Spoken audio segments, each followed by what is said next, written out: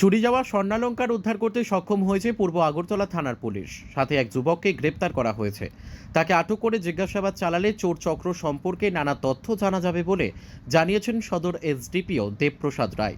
সদর এসডিপিও দেবপ্রসাদ রায় বলেন, গত 14ই ফেব্রুয়ারি তরুণ সংঘ ক্লাব থেকে বাড়ি ফেরার পথে এক মহিলা ছিনতাইয়ের শিকার হয়েছেন। তার পেছন থেকে বাইক করে একটি যুবক গলা থেকে সোনার চেইন জোরপূর্বক নিয়ে পালিয়ে যায়। সাথে সাথে ওই মহিলা চিৎকার চেঁচামেচি শুরু করেছিলেন। ততক্ষণে ঘটনাস্থল থেকে ছিনতাইকারী পালিয়ে যেতে সক্ষম হয়েছেন। পরবর্তী সময়ে থানায় লিখিত অভিযোগ দায়ের করা হয়েছে। তাছাড়া গত 2রা ফেব্রুয়ারি ও 16ই ফেব্রুয়ারি কাশারিপট্টি থেকে ফেরার পথে এক মহিলা ছিনতাইয়ের শিকার হয়েছেন। পুলিশ ওই ঘটনার তদন্তে নেমে শ্যামলী বাজারের বাসিন্দা বিপ্রজিৎ নামে এক যুবককে আটক করে পুলিশ। তার কাছ থেকে চুরি যাওয়া স্বর্ণালংকার উদ্ধার করতে সক্ষম হয়েছে পুলিশ। এদিন তিনি আরও বলেন, চুরি যাওয়া স্বর্ণালংকার সহ চুরির কাজে ব্যবহৃত হওয়ার বাইক উদ্ধার করা হয়েছে। আজ তাকে পুলিশ রিমান্ডে চেয়ে আদালতে সোপর্দ করা হয়েছে।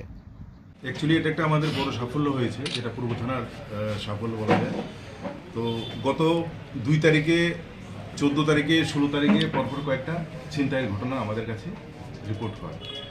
রিপোর্ট হওয়ার পরে এটারও একটা সুনির্দিষ্ট কেসও নেওয়া হয়।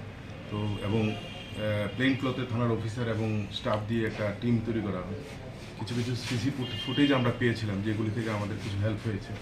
তো ফাইনালি আমরা এই ঘটনায় জড়িত যে আছে তার নাম বিপ্রজিৎ সাহা, যে অ্যাকিউজড, ওকে অ্যারেস্ট করা সম্ভব হয়েছে এবং তার কাছ থেকে এই 2টো সোনার চেইন, ইয়াররিং, এগুলো উদ্ধার করা হয়েছে এবং আরও কিছু জিনিস আছে যেগুলি যেমন মোবাইল টোবাইল ছিল, ওইগুলি আমরা এখনও উদ্ধার করতে পারছি না।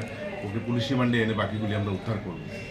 তবে ঘটনা হচ্ছে, প্রথম যেটা বিশেষ করে উল্লেখযোগ্য সেটা হচ্ছে 14 তারিখে যেটা করেছে আর কি, যেটা ওই রঞ্জিতা চক্রবর্তী নামে একজন মহিলা, ওনার হাজব্যান্ড রাজীব শর্মা, ওনার মিসেস এই তরুণ সংঘ থেকে ঐনিক ক্লাবের দিকে যাওয়ার পথে বাইক নিয়ে এসে, পালসার বাইক নিয়ে এসে ওনাকে আটকে ওনার গলার চেন ছিনিয়ে নিয়ে যায়।